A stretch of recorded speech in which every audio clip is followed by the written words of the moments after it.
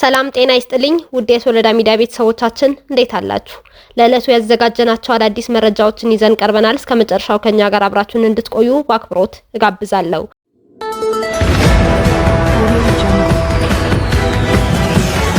የዛሬው መረጃችን የምንጀምረው እንደተለመደው የትግራይ ተወላጅ ከሆኑት ኢትዮጵያዊ አቶ ግርማይ ገዛኸኝ የተላከልን መልእክት ወደ እናንተ በማጋራት ነው።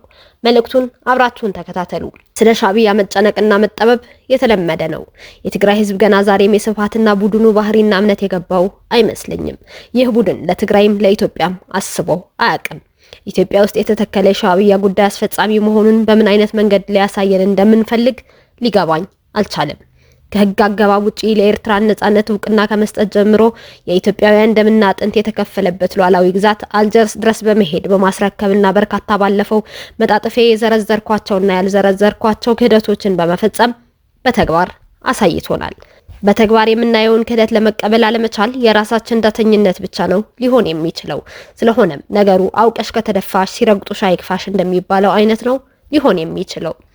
አሁን ከ2013 ዓመተ ምህረት እስከ 2014 ዓመተ ምህረት የፕሪቶሪያ ስምምነት እስኪፈረም ድረስ ሻዕቢያ ትግራይ ውስጥ ምን ፈጸመ የሚለውን ዘርዝሬ ስለማልጨርሰው ብቻ ሳይሆን የማያውቀው ስለሌለ አልገባበትም። ከዚህ ቁስል ሳንወጣ ነው ስብሃት ነጋ ብጻይ ኢሳያስ እያለ ያላገጠብን። ይህንን ደብረጽዮን ሞንጆሪኖ ዓለም ገብረዋህድ ጌታቸው አሰፋ ከሚለው ቀልድ ካልወጣን ችግሩን በቅጡ መረዳታችን ያጠራጥራል። እነዚህ ሰዎች የስብሃት እጀታዎች ናቸው፣ በራሳቸው የቆሙ አይደሉም። እጀታዎችን መቆራረጥ መልካም ነው፣ ተላላኪው ተልእኮው እንዳይተገብር ያደርገዋልና። ዋናው የክፋቱ ምንጭ የት እንዳለ ማወቅ ግን ችግሮችን ከምንጩ ለማድረቅ ይረዳል። ከተግባር በላይ የሐሳብ ምንጭ ነው ሊጎዳን የሚችለው። ይህንን ለመንደርደሪያ ያህል ካልኩ ዘንዳ ወደ ዋናው አጀንዳ ላምራ። የፕሪቶሪያ ስምምነት እንደተፈረመ ኢሳያስ ያደረሰው ጥፋት አንሶ ተኮላሸብን ማለቱ ይታወሳል። ምን ሊደግም ያስብ እንደነበረ የሚያውቀው እሱ ነው። እኔ እንደማስበው ግን ሌላ የቀረው ነገር ስላልነበረ ትግራይን ከፋፍሎ ግማሹን በኤርትራ በማስገባት ብትንትኗ የማውጣት ህልም ነበረው የሚል ድምዳሜ ነው ያለኝ። እስካሁን ከትግራይ ክልል አስተዳደር ከሆነው የኢትዮጵያ ሉዓላዊ ግዛት አለመውጣቱም የሚያሳየው ይህ ነው። ይህንን ህልሙ ተግባራዊ ለማድረግ ይኸው አሁን መልእክተኞችን እየመለመለ ይገኛል። መልእክተኞቹም ሌላ ማንም ሳይሆን ስብሃት ነጋ ያዋቀረው ቡድን ነው። ይህ ስብሃት ነጋ የተባለ ሰው በ1990 ዓመተ ምህረት የሻዕቢያ ወረራ ወቅት ሻዕቢያ ዛላንበሳን ለ20 እና 30 ዓመታት ቢገዛው ምን ያለበት የሚል አቋም ማራመዱ አትርሱብኝ። ይህ ሰው የሚመራው ክንፍ የሻዕቢያ ተቀጣሪ መሆኑ ባለፈ መጣጥፍ ያቀረብኩት ሳይጨምር በርካታ መረጃዎች በማቅረብ መሞገት ይቻላል። ዛሬም እየፈጸመውና እያስፈጸመ የሚገኘው ይህንን ነው። አሁን በኢትዮጵያ መንግስትና ሻዕቢያ መካከል ያለው ግንኙነት መሻከሩ በግልጽ የሚታይ ነው።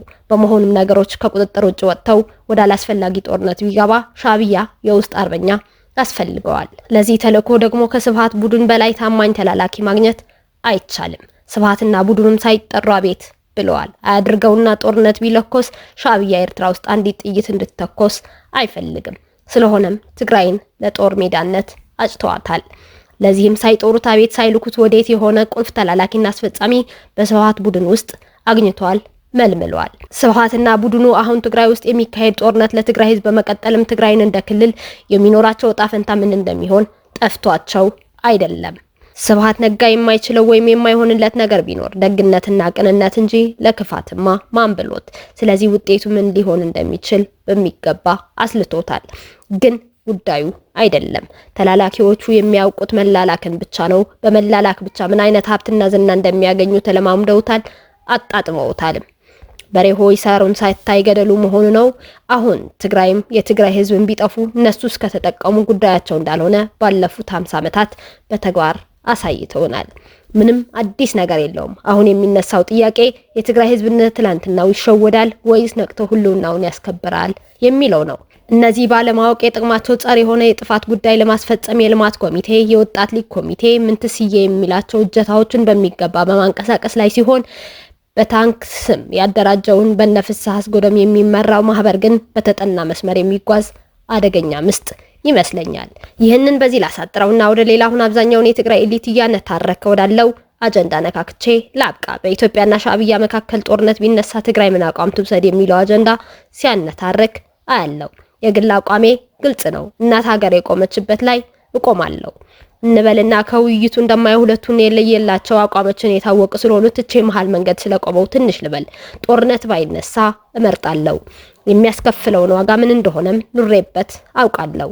ገፍቶ ከመጣ ግን በታክቲክ ደረጃ እንኳን ብናስበው አማራጫችን ምንድነው የሚል መታየት ይኖርበታል ባይ ነኝ። በእኔ እይታ ለማንም ሳንወግን ገለልተኛ መሆን አለብን የሚለው አመለካከት ቀለል አድርጌ ላስቀምጠውና የሚያዋጣ አይደለም፣ ትርጉምም አይሰጥም። ተወደደም ተጠላ የጦር ሜዳ የሚሆነው የፈረደበት ትግራይ ነው። ተተኳሾቹ ትግራይን እየዘለሉ ያልፋሉ ብሎ የሚጠብቅ ጤነኛ አእምሮ ይኖራል ተብሎ አይታሰብም። የትግራይ ጂኦግራፊካዊ አቀማመጥ ራሱ አይፈቅድም። የኢትዮጵያ አካል እንደመሆኗ መጠን ፌዴራል መንግስት ትግራይ የመግባት ህጋዊ መብትም ግዴታም አለበት።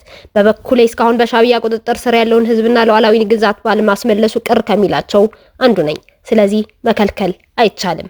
ሻዕቢያም ቢሆን የቀረው የሽንት ቤት ወረቀትም ቢሆን ለመቃለ መግባቱ አይቀርም። አጋሮቹንም ቀድሞ ትግራይ ውስጥ በስመ ትግራዋይነት አስፍረዋል። ስለሆነም ገለልተኛ መሆን የሚል በምንም መመዘኛ በምንም አይነት ስሌት የሚሰራ አይደለም። ምርጫ የግል መብት ስለሆነ የስብሃት ቡድንን አላማከርኩም አላማክርምም። በግሌ አቋሜ ግልጽ ነው። ባለው ተጨባጭ ሁኔታ ውስጥ ተኩኖ አንድ ወገን መምረጥ የግድ ነው ባይ ነኝ። ግርማይ ገዛኸኝ የካቲት 30 2017 ዓመተ ምህረት የሀገረ ሰላም ወጣቶች ምርጫችን ሰላም ነው ሲሉ በመግለጫቸው አሳውቀዋል።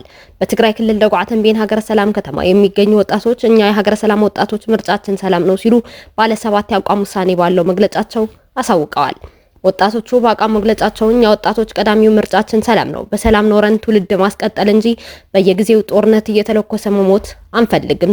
ጦርነት ናፋቂዎችንም እንታገላቸዋለን። ሰራዊትም የአንድን ቡድን መሳሪያ ከመሆን መቆጠብ አለበት ያሉ ሲሆን ከዚህ በኋላ የትግራይ ወጣት ለልማት ለዲሞክራሲ የተሻለ መጻኢ እንዲኖረን አበክረን እንሰራለን የሚል መልእክት አስተላልፈዋል።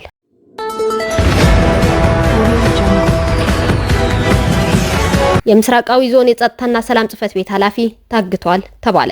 በትግራይ ክልል ጊዜያዊ አስተዳደር የምስራቃዊ ዞን የጸጥታና ሰላም ጽህፈት ቤት ኃላፊ ሆነው አቶ ኪዱ ገብረ ጻዲቅ ዛሬ መጋቢት 1 2017 ዓ.ም ታግተዋል ተብለዋል። በአርሚ 15 ኮር 4 አዛዥ የሆነው አለም ሰገድ የተባለ የሰራዊት አመራር ተፈላጊ ነህ በማለት ኬላ ላይ እንዳገተው ነው ለማወቅ የተቻለው ይላል የመረጃው ምንጭ። ህወሓት ሰራዊቱን በማስተማራት ከዛሬ መጋቢት 1 2017 ዓ.ም የትግራይ ጊዜያዊ አስተዳደር ለማፍረስ እንቅስቃሴ መጀመሩን መረጃዎች ያሳያሉ።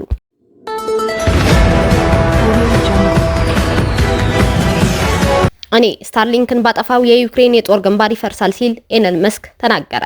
አሜሪካዊው ቢሊዮነር ኤለን መስክ ዛሬ ባሰፈረው መልእክት የሳተላይት ኢንተርኔት አገልግሎት መስጫ የሆነውን ስታርሊንክ ለዩክሬን ጦርነት ወሳኝ መሆኑን አስታውቋል። የዩክሬን ማናቸውም ወታደራዊ ግንኙነቶች የሚከናወኑት በእሱ ባለቤትነት በሚተዳደረው በዚሁ ስታርሊንክ አማካኝነት እንደሆነም ገልጿል። መስክ በኤክስ ገጹ ላይ እኔ ፑቲንን ከዩክሬን ጋር በሚደረገው ጦርነት ፈትኜዋለሁ፣ እናም የእኔ ስታርሊንክ ሲስተም ለዩክሬን የጀርባ አጥንት ነው ካለ በኋላ ስታርሊንኩን ቢያጠፋው የዩክሬን የጦር ግንባር ሙሉ በሙሉ እንደሚፈራርስ አስረድቷል።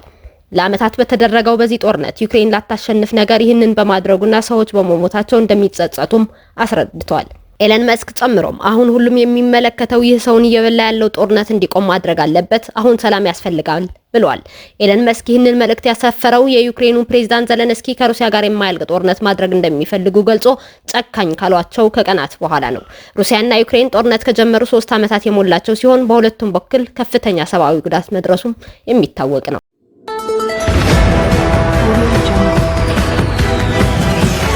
ማርክ ካርኒ ጀስቲን ትሩዶን በመተካት የካናዳ ጠቅላይ ሚኒስትር ለመሆን በተደረገው ውድድር አሸንፈዋል።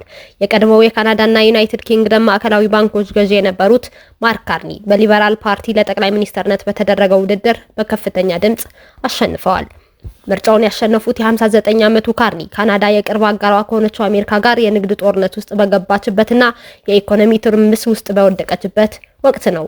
በዚህም ከትራምፕ ጋር እንዴት ይስማማሉ የሚለው ነገር ከወዲሁ ተጠባቂ ሆኗል። ጠቅላይ ሚኒስትር ማርክ ካርኒ ከድሉ በኋላ ባደረጉት ንግግር ካናዳ ከትራምፕ ጋር የገባችበትን የንግድ ጦርነት ለማሸነፍ ቃል ገብተዋል። አሜሪካውያን ምንም አይነት ስህተት መስራት የለባቸውም፣ በሁሉም ነገር ካናዳ ታሸንፋለች ሲሉም ተደምጠዋል። ካርኒ በሚቀጥሉት ቀናት ጠቅላይ ሚኒስትር ሆነው ቃለ መሃላ ይፈጽማሉ ተብሎ የሚጠበቅ ሲሆን በቀጣይ ሳምንታት በሚደረገው ጠቅላላ ምርጫ ሊበራሎችን ይመራሉ ተብሎም ይጠበቃል። መረጃው ያጋራው ኤንቢሲ ነው። ለለተሰኘው የመራረጥናቸው መረጃዎቻችን እነዚህ ነበሩ። እስካሁን አብራችሁን ስለነበራችሁ እያመሰገንኩኝ በሌሎች ዘገባዎች እስክንመለስ የሶሎዳ ሚዲያ ቤተሰብ በመሆን እንደተለመደው ላይክ፣ ሼር፣ ሰብስክራይብ ማድረግ አትርሱ። አዳዲስና ትኩስ ዜናዎችና መረጃዎች እንዲደርሷችሁ የደወል ምልክቷን ይጫኑ። ሰላም ለእናንተ፣ ሰላም ለኢትዮጵያ ሀገራችን።